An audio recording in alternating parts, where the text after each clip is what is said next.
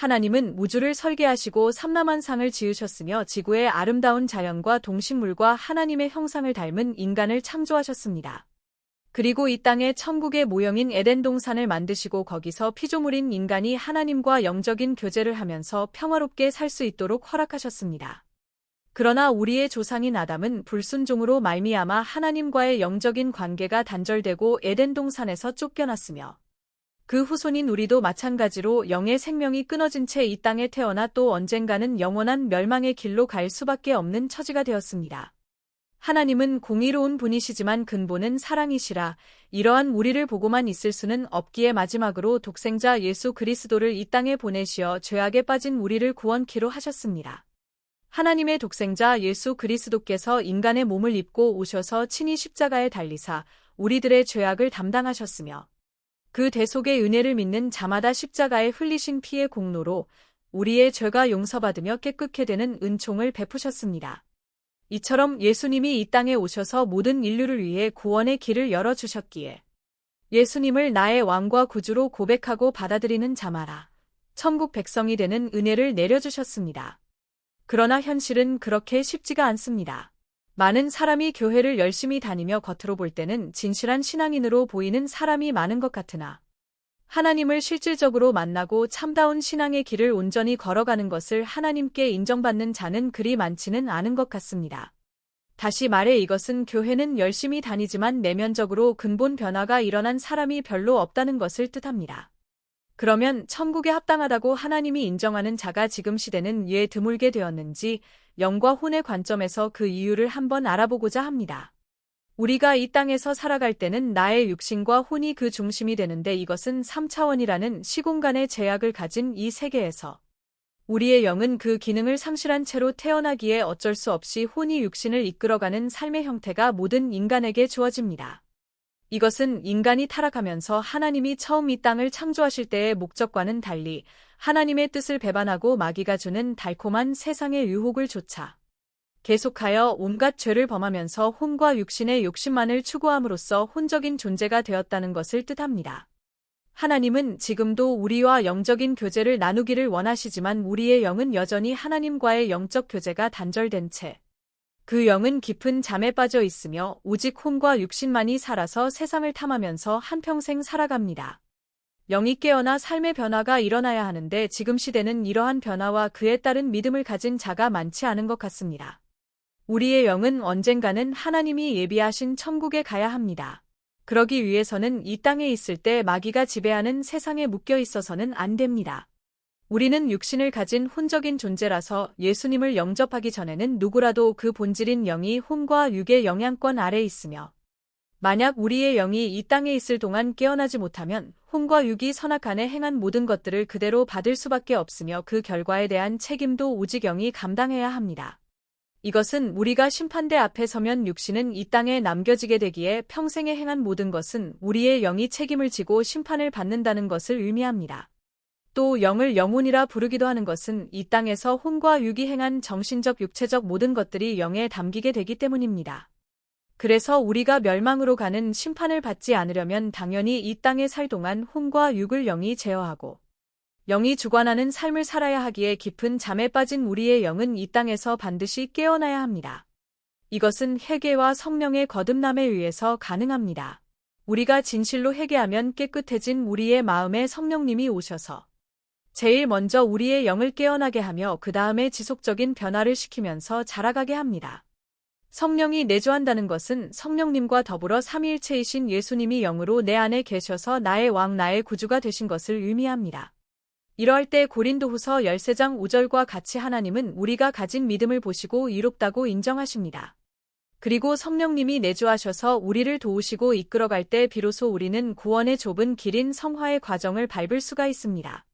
이렇게 영이 깨어난 자는 자기 속에서 주도권 자리를 놓고 성령님의 도우심으로 혼과 육신을 대항해서 매일같이 치열한 영적 싸움을 벌입니다. 이 세상은 마귀가 지배하며 혼과 육은 그 영향을 받아 그동안 강력하게 우리를 지배해왔기에 이제 갓 태어난 영에 결코 그 자리를 빼앗기지 않으려고 합니다. 우리가 거듭난 영에 속한 자라 해도 아직은 너무나 힘이 없는 미약한 존재이기에 혼과 육신이 추구하는 안목과 세상의 정욕을 처음부터 이겨나가기란 정말 어렵습니다. 성령님이 함께 하시지 않으면 절대 불가능합니다. 우리는 이러한 성화의 과정을 이 땅의 삶이 다할 때까지 이어나가야 하기에 구원의 길은 정말 좁고 험난하다 하겠습니다. 그러므로 로마서 8장 5절에서 14절과 같이 우리를 주도하던 혼을 대항하여 잠자던 영이 깨어나 성령의 도우심으로 혼과 육을 누르고 영이 주도하는 삶을 이 땅에서 계속하여 이루어가지 않고는 절대로 천국으로 가는 길은 없다고 봅니다.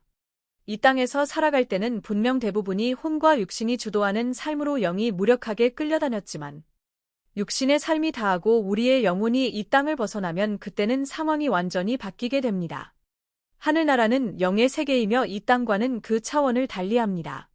그러므로 이 땅에서 육신과 더불어 그 왕성한 기력을 떨치던 혼은 완전히 그 기세가 꺾이며 전혀 역할을 할 수가 없게 됩니다. 이러한 높은 차원의 세계에서는 오직 영만이 이 땅에서 혼이 행하던 사고와 추리와 생각 등등의 역할을 하게 됩니다. 즉 영의 세계에서는 오직 영만이 모든 것을 행할 수 있는 권한을 가졌는데 이것은 우리의 영이 하나님의 형상과 품성을 닮았기 때문입니다. 그래서 평생에 행한 모든 일과 기억들이 영에 합쳐지기에 이러한 기억을 갖고 영혼은 하늘나라에 가게 됩니다. 이 땅에 있을 때는 믿음이 좋다고 할지라도 영이 열리고 깨어나기란 매우 힘이 들며 또 영이 열린 사람도 좀처럼 찾아보기가 어려우며 대부분이 육에 속한 사람으로 살아가게 됩니다.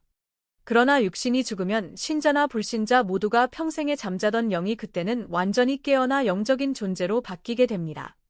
우리가 이 땅에 살 동안 영이 깨어나 혼과 육의 지배를 받지 않고 매일같이 세상을 이기며 거룩한 사람으로 자라가야 하는데 그동안 대항 한번 하지 못하고 완전히 혼과 육의 지배하에 온갖 죄의 포로가 되어 지내다가 육신이 죽은 다음에 비로소 영이 깨어난다면 이보다 더 억울하고 원통한 일이 어디 있겠습니까? 모두가 어떻게 나에게 이러한 일이 일어날 수 있을까라고 후회하고 내 속에 그동안 잠자던 영이 정말 진정한 나였구나 하고 놀라며 깨닫게 되지만 육신을 떠났기에 이제는 더 이상의 기회는 없다는 것을 모두가 알고는 말할 수 없는 비통함에 빠지게 됩니다. 이때는 불신자들은 말할 것도 없고 정말 잘 믿는다고 자부하던 사람일지라도 영적인 세계를 거부하고 자신의 영이 깨어나지 못한 채 오직 말씀만 외치며 종교적인 신자로 살아온 사람들은 모두가 참담함에 빠지게 됩니다. 회개하고 거듭났다는 것은 우리의 잠자던 영이 깨어남을 말함인데 거듭나지 못했다는 것은 적군이 쳐들어오는데 아군은 깊은 잠에 빠진 것과 같으며 이것은 곧 마귀와의 싸움에서 매일같이 패배하는 것을 의미합니다. 내 영이 깨어나지 못했는데 어떻게 마귀와 세상과 혼과 육신이 주는 죄악을 대항하며 이겨나갈 수 있겠습니까? 그래서 대부분의 사람이 이 땅에 있을 때 영이 잠들어 있기에 영적인 세계를 체험해본 적도 없고 또 인정도 하지 않으며 자기 속에 영이 있음을 실질적으로 느껴본 적도 없으며 혼과 육적인 삶을 살다가 그 영이 죄악의 포로가 되어 심판대 앞에 서게 됩니다. 마귀들은 우리 영혼을 지옥으로 끌고 가는 것이 그들의 유일하고 최종적인 목적입니다. 그래서 우리가 영적인 세계를 알고 깨어나는 것을 가장 경계하며 무슨 수를 써서라도 차단하여 그 세계를 감추려고 합니다. 그래서 영으로 깨어있는 사람들이 영적인 세계를 전하면 마귀 나라는 비상이 걸리고 그것을 듣는 종교인들의 생각과 머리를 점령하여 거부하게 하고 신비주의나 이단으로 매도하는 생각이 들도록 이끌어갑니다. 그러므로 믿음 생활이란 것은 지식적 종교적으로 믿으면 너무나 편안하고 복된 생활인 것 같지만 그 내면의 깊은 영적인 세계를 알고 들어가 보면 죽느냐 사느냐 하는 피를 쏟아내는 치열한 영적인 전쟁터이며 매일같이 마귀와의 처절한 싸움이 벌어지고 있는 것이 진실로 믿는 자들에게 일어나는 현실입니다.